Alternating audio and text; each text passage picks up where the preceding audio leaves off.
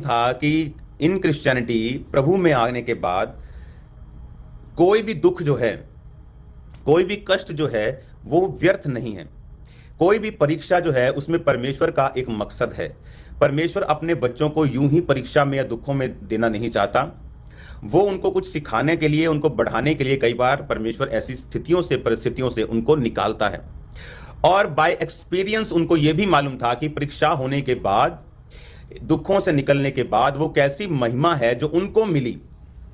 और इसी महिमा के लिए जब वो कलीसिया को प्रीच करते थे और जब कलीसिया उन्हीं दुखों से निकलती थी, जैसे 2004 और 5 में मैं विरोध से, कष्टों से, बीमारियों से, दुष्ट आत्माओं से निकलता था, तो आज जब आपकी लाइफ के ऊपर वो परीक्षाएं आई, जब हमने मास लेवल के ऊपर विरोध को देखा, हमने सताव को देखा, क्रिश्चियनिटी के ऊपर आरोप लगते हुए देखे, क्रिश्चियनिटी की इंसल्ट करने की कोशिश करते हुए लोगों को देखा, तो मैंने क्या कहा था आपसे कि ये परमेश्वर का एक प्लान है, ये उसकी सुसमाचार को लेके जाने की एक योजना है।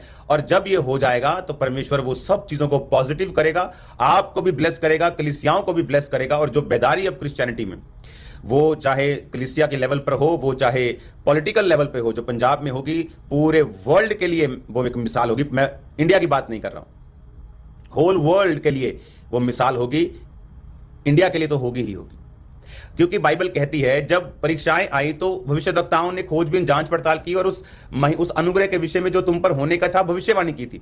उनको मालूम था कि जो तुम्हारे साथ बीत रहा है, this is not in when, ये ऐसे ही नहीं हो रहा कि ये व्यर्थ नहीं है, ये व्यर्थ में नहीं जाएगा, बट वो एक परमेश्वर की योजना के तहत है। और जब वो योजना पूरी हो जाएगी तो उन्होंने भविष्यवाणी की कि तुम परमेश्वर के अनुग्रह को देखोगे। डोंट वरी, खड़े रहो और अड़े रहो और परमेश्वर की महिमा को करते रहो। और अब कहता परमेश्वर, मसीह का आत्मा जो उनमें था पहले से मसीह के दुखों, 11 आयत में लिखा, और होने वाली बाद वाली महिमा की गवाही देता था। कि पहले तो वो दुखों की गवाही देता था, पर कौन सा दुख है जो आपको मिलेगा मसीह में आके, जो गारंटेड है, वो है सताव। बाकी कोई दुख, बीमारी, दुष्ट आत्मा परमेश्वर आपको नहीं देता। वो आपकी बॉडी खींचती है, वो आपके सर्कमस्टेंसेस होते हैं, वो आपके एटमॉस्फेयर हो सकता है, वो आपका सिन हो सकता है, वो आपकी कमजोरी हो सकती है, आपकी इग्नोरेंस भी हो सकती है। लेकिन सताव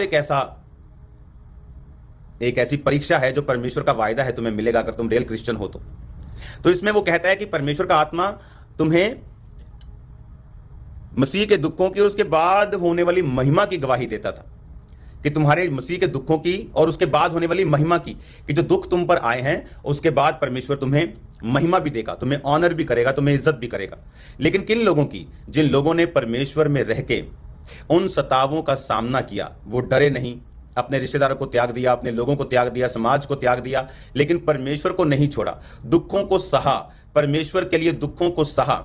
जिस तरह से रूत ने किया था, उसने अपने नगर वापस ना जाके अपनी बूढ़ी सास के साथ ये सोच के कि सारी उम्र इसका भी पेट पालना पड़ेगा और अपना भी, और दुखों में रहना पड़ेगा, लेकिन यहोवा परमेश्वर की आराधना करना नसीब में रहेगा। दूसरे देश में जाके अपने वापस उसी कंट्री में जाके अपने लोगों में जाके पति मिल सकता है, आशीष मिल सकती है, पैसा मिल जाएगा, लेकिन वहां यहोवा परमेश्वर की आराधना लोग नहीं करते थे, यहोवा को नहीं मानते थे, जीसस क्राइस्ट को नहीं मानते थे। तो उसको मालूम था कि वहां रहकर उसे उस पाप में फिर से नहीं जाना, और इसलिए उसने दुखों का रास्ता चुना, लेकिन साथ में यहोवा को चुना। और बाइबल कहती है वो पहले से ही मसीह के दुखों की और बाद में होने वाली महिमा की गवाही देता था।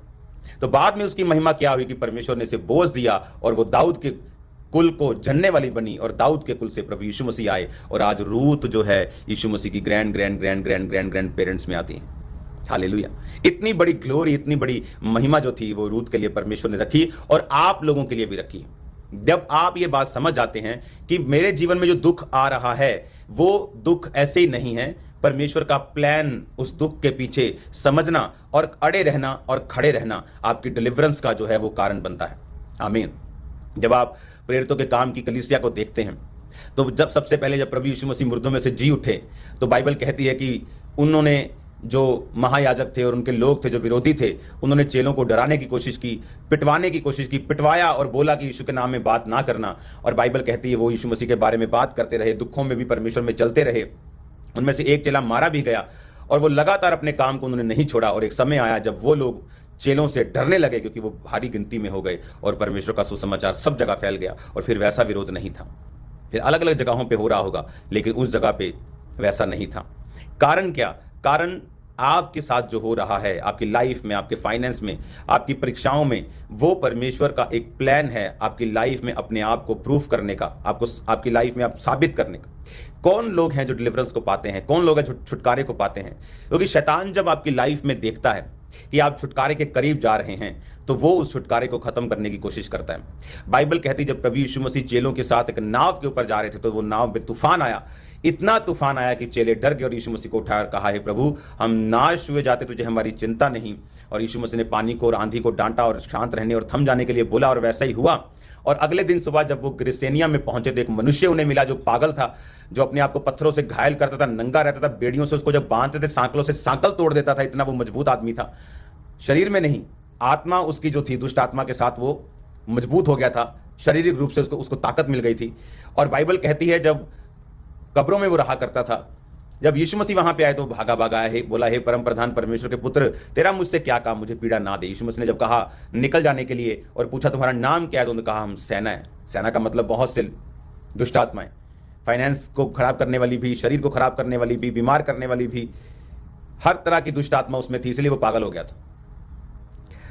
कुछ लोगों में बीमारी का दुष्ट आत्मा, बीमार हो जाते हैं। कुछ लोगों में कमजोरी का दुष्ट आत्मा, अशुद्धता का दुष्ट आत्मा, व्यभिचार का, उसमें सभी घुस गए थे। और जीसस क्राइस्ट ने उसको जब फ्री किया तो बाइबल कहती वो जब बैठा परमेश्वर के साथ सचेत होकर, तो लोग डर गए। इमेजिन करो एक रात पहले क्या हुआ था। एक रात पहले चेलों को लगता कि वी आर डेड, हम खत्म हो गए।